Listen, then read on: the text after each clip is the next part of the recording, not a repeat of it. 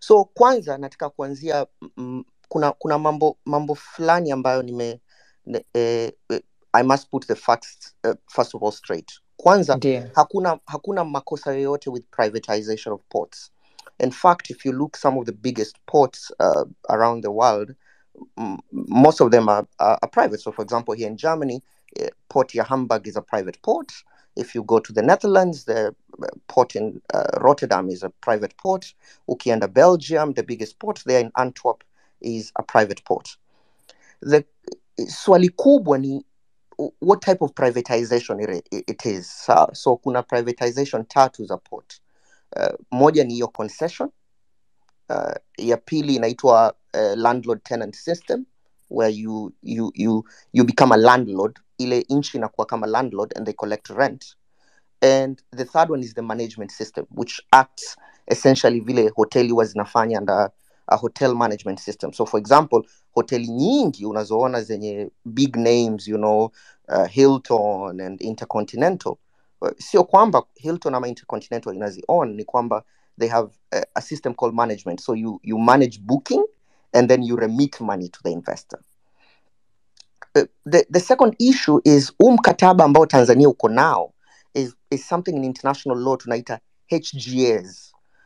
The term HGA means hosting government agreements. Essentially, in investment law, he hosting government agreement, utanisaidia pa Maria kuitranslate, is an agreement to agree. Sio mkataba, ni mkataba wa kukubaliana ili mkakubaliane jambo fulani. An agreement to agree. So ukifanya HGA, essentially unasema kwamba tunaingia katika mkataba ambao tuna set a foundation ya kukubaliana mikataba mingine in future. Sasa nimeusoma mkataba ambao uko hapa. The problem is this HGA ni kama aliyenegotiatea for Tanzania was on holiday in Dubai rather than writing HGAs, ama is not an investment lawyer, ama ni mtu ambaye sijui. And I'll tell you why. Two articles are very particular. Ndiyo. Article 5.1 of that agreement. That 5.1 of that agreement essentially says that there is already an agreement that DP World will exclusively run and manage all Tanzanian ports. Ngoja kwanza hiyo ni kusaidie kufanya tafsiri. Kwa hiyo kifungu au article ni kifungu shangae kifungu cha 5. Namba ngapi umesema? 5.1. Just the first one. Ya kwanza, kifungu kidogo cha kwanza inasema kwamba DP World itakuwa ina haki ya kipekee, yani exclusive right ya kuendeleza na ya kuendesha wanasema miradi ambayo tayari iko katika makubaliano mengine na chini ya makubaliano haya. So essentially that beats the idea of a HGA, because HGA manake nini? Hebu tusaidie tena. HGA is a hosting government agreement. So hosting government kuna swali ambalo Catherine aliuliza. Catherine alisema mbona kwetu Samia ndio ametia sahihi na huku kwengine ameweka sahihi CEO wa DP World or the Dubai ports. So wacha nikueleze kwa nini. Hii ambayo unaijua leo inaitwa DP World ilikuwa kitambo inaitwa the Dubai Ports Authority. Na najua hivyo kwa sababu wako na kesi. The biggest case today ya port management is between DP World and Djibouti. They entered into an agreement in 2002. Then they were known as Dubai Port Authority, DPA, if you read paragraph 4 of that award. Then in 2006, walivyonunua PO, which was the ports organization, wakajiita sasa DP World. Essentially, in international law, kuna kitu inaitwa draft articles on state responsibility. In the event uingie kwa mkataba na nchi yoyote, wakibreach huo mkataba unamfanya nani liable? Sasa DP World imechukua structure ambayo is not unique. Hii structure DP World ako nayo ni sawa na ile structure ambayo the Saudi oil company inaitwa Aramco huwa iko nayo. So for example, ukiingia kwa mkataba wa selling of oil for those OPEC members with Aramco, anayesign huo mkataba hakuwaji the Sultan of Saudi or the King of Saudi, haikuwaji Muhammad bin Salman, huwa ni the CEO of Aramco. Despite that, Aramco is a state-owned entity. Kwa hiyo ni ya serikali kwa asilimia ni ya serikali asilimia 100 au asilimia kubwa tu? Kuna asilimia nyingine ambayo sio serikali. It's a state-owned entity. 100%. Na DP World pia? Yeah, it's owned by the royal family of Dubai with in fact kwa huu mkataba wameandika hapo ndani, sikumbuki ni kifungu gani, lakini ukitry to search state owned, kuna mahali wamejidefine DP World as a state owned entity kwa huu mkataba. So they are acknowledging. Now this is not unique. Another company that is like this is the Suez Canal Authority ya Egypt, ambayo ina run the Suez Canal channel ya Egypt. So this is very unique in the Middle East of state-owned enterprises. Kwa hiyo ni ya kipekee. It's very special, but that is why they do it. Na wanaifanya hivi kwa sababu wanataka sometimes to enter into private agreements with private companies, not only states. So ndio wasikue na a situation where they can have a difficulty of enforcement. They try to take a nature as if they are not a state-owned company and as if they are a private-owned company. Kwa hiyo wanajificha, yani wanajidisguise. Exactly. So if you watch these Middle East companies, they're like that. So you have the Saudi Aramco, which is like that. You have the Suez Canal Authority, which is like that. You have the Kuwaiti oil companies like that. So they pretend as if they are not government entities, but essentially they are government entities. Sawa sawa. So hiyo ndo ile clarification ya kwanza Catherine alikuwa anaulizia. But my worry sasa ni hapa mumesign article 5.1 of this HGA. HGA ulikuwa unauliza hosting government agreement ni hivi. Kwamba kwa mfano nataka kuja kufanya investment in Tanzania, na Tanzania haina bilateral investment treaty for example na country nyingine. Ndio. Nitaandika a host government agreement ambayo ni agreement for purposes of protection of foreign investment. That is why ukisoma hii agreement you cannot differentiate it from the UK Tanzania BIT. Almost all articles in the UK Tanzania BIT ziko katika hii hosting government agreement. Shida ya pili ya kwamba hii hosting government agreement iko na something you call an umbrella clause. Na hii article 5.1 ndio your umbrella clause. Hiyo umbrella sasa tunajua ni mwambuli. HGA inafaa kuwa, nimekwambia ni an agreement to agree. Tunakubaliana kwamba ni kwa mfano mimi na wewe Maria tunasema tutaingia kwa mkataba tukubaliane kufanya biashara in future. So we are now setting up a basis of starting an agreement. That is what a HGA is supposed to be. The problem na hii HGA ni kwamba tayari ishasema come rain come sunshine there will be an agreement on management of the ports. Ebu rudia tena. Nataka niweke vizuri kwa Kiswahili. Rudia tena. Kwamba the agreement already ingekuwa mkataba on a normal HGA hii article 5.1 ingesema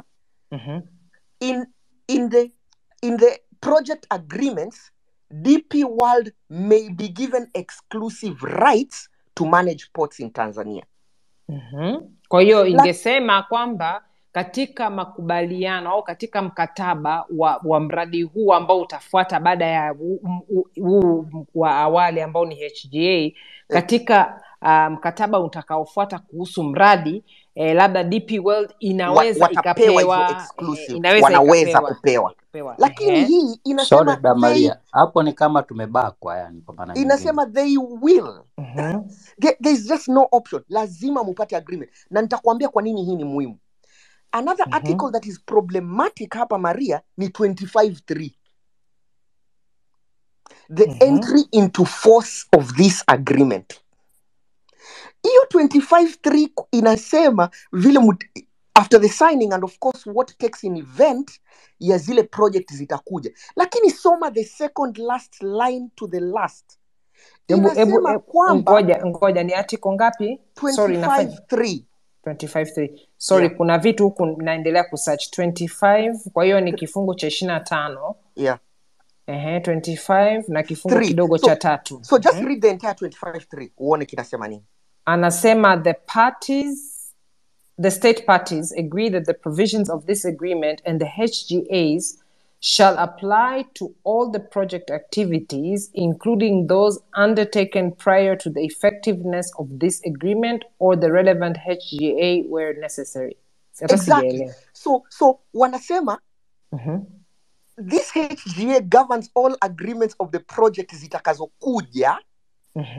Hii ambayo ndio mkataba huu, this mkataba agreement huu, lakini ambao angalia the last line, wanasema including all agreements that have begun prior to this HGA, meaning kwa hiyo mikataba yote kama iliyotangulia, kuna project yoyote inayoendelea saa hii kwenye hiyo port tayari iko ndani ya hii HGA. Shida ipo. So it's not for the future. It means including, it's so purposeful that including projects not already underway before this agreement takes effect. In essence, they have backdated the projects that are already in effect. So then this becomes a fully binding international law agreement equal to a treaty of sorts. So kwa hiyo tayari huu ni mkataba. Tuseme huu tayari ni mkataba. It's a full agreement. So wacha nikuambie kitakachofanyika Tanzania isipo go ahead with this agreement. If you don't go ahead, DP World, which is very notorious, there are numerous cases inafanyaga hivi, itashtaki Tanzania for violation of legitimate expectation of doing business. Matarajio halali. Exactly. Kwa hiyo itasema sisi tulikuwa tuna matarajio ambayo iko kihalali kwa sababu tumeshaingia kwenye mkataba ambao huu mkataba tayari kama ilivyo imeshaweka wanasema imeshaweka wajibu. Exactly. So you will be sued for and legitimate expectation is the biggest thing in investment law today. Mauritius side wanashtakiwa na kampuni ya Ufaransa that was to establish a lab for purposes of vaccine generation, na Mauritius cancel. They are supposed to pay $40 million for something that never happened. Hakuna lab iliyojengwa. Lakini hiyo haitoshi. I have just released an article that I will share here. Nigeria, in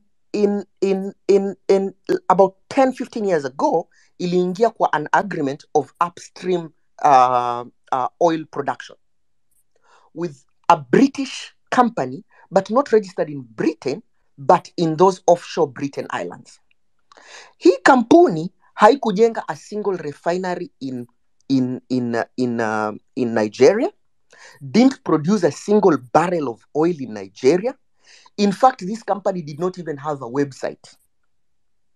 Today, wameshinda kesi dhidi ya Nigeria for a legitimate expectation claim of $11 billion that is being challenged at the Nigerian courts. No, sorry, at the UK courts. So, na wanapenda sana hiyo exactly, because you don't spend any money. You just say, I had a legitimate expectation to put money, na Tanzania imeninyima. So, aliye saini mkataba, kama aliusaini Dubai ama ni wapi, huyu either alikuwa ameenda shopping kujifurahisha, ama does not understand what investment law is, and does not know what to do. Secondly and lastly, as I conclude, ports are not bad to be managed by foreign companies. In fact, Bandari ya Tanzania, tunajua, for the last 22 years has been under a landlord-tenant system for handling of most of your cargo. But I am not one of those people who believe in privatization, because I think privatization is not good for key assets. Nitakupa example. The Alexandroupolis port in Greece was to go into a management system with DP World. Imekansoliwa sahi, because Alexandroupolis port has always been seen as a strategic military station. And so Greece said, for our military purposes, this is not going to happen. Look at the port in Mozambique. The port in Mozambique was also privatized on the pretense that privatization itaifanya iwe successful. That port is not successful.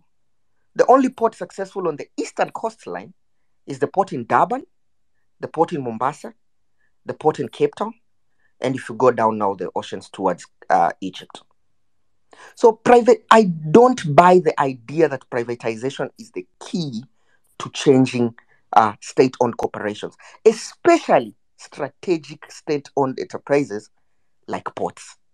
So kwa sababu ya kimkakati, yeah. I think so. But the problem is the type of HGA muko nayo, it's not very good. Lakini hii ngoja niseme, hii wamesema ni IGA, not HGA. The term is read all through the contract. It's a HGA.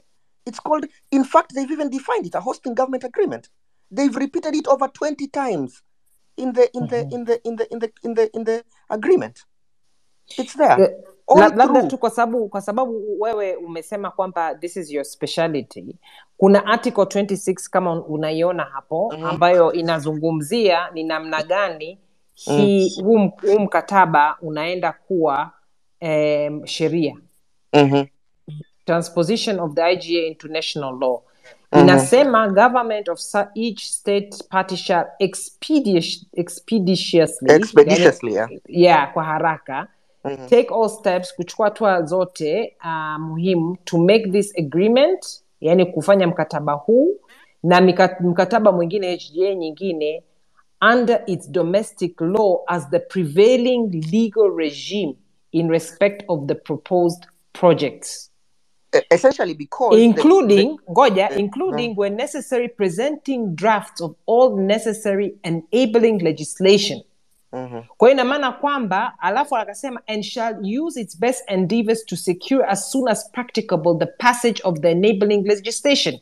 Kwa hiyo wanavyotuambia kwamba azimio sijui ni miezi 12, it's not true. Kwa sababu what they're doing in parliament. In fact, that article begins with a very interesting statement. Joseph anaweza kukueleza what that means in law. It starts with, without prejudice to Article 25. Essentially, that means that whatever you do, Article 25 must stand.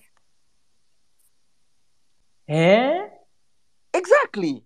I mean, Joseph can tell you. I mean, he's a lawyer. He should tell you what that statement means. Kwa hiyo hata kama huko azimio wamepitisha hawajapitisha imetoka hiyo. Essentially says you must do whatever it takes to ensure your enabling legislation fit within Article 25. Kwa hiyo Article 25 imetoka hiyo. So essentially Tanzania must do all it has to do to bring its domestic law into the purview of ensuring that this investment goes ahead. Kwa hiyo tuseme hii imeshaisha. Tunasema sisi kwa Kiswahili chetu imeshatoka hiyo. The other option ni Tanzania iseme we will not go ahead. Alafu mungoje kushtakiwa for legitimate expectation. Like what other countries do. Then ile pesa mtaambiwa mulipe, mtalipa tu. Otherwise ndege zenu zitakuwa zinashikwa Canada vile zimekuwa zikishikwa. Zitashikwa mpaka hewani angani. I mean it's so straightforward. The person who did the HGA is the problematic person here. Sasa sijui hata nani aliweka hiyo sahihi. I mean nani alipitia. I don't think the problem is hata ni mwenye aliweka sahihi. Mwenye aliweka sahihi most likely is not a lawyer, doesn't understand anything. Of course. The problem is the people who prepare it. I mean, Tanzanian government has an attorney general, and that attorney general should explain how this ended up with a signature.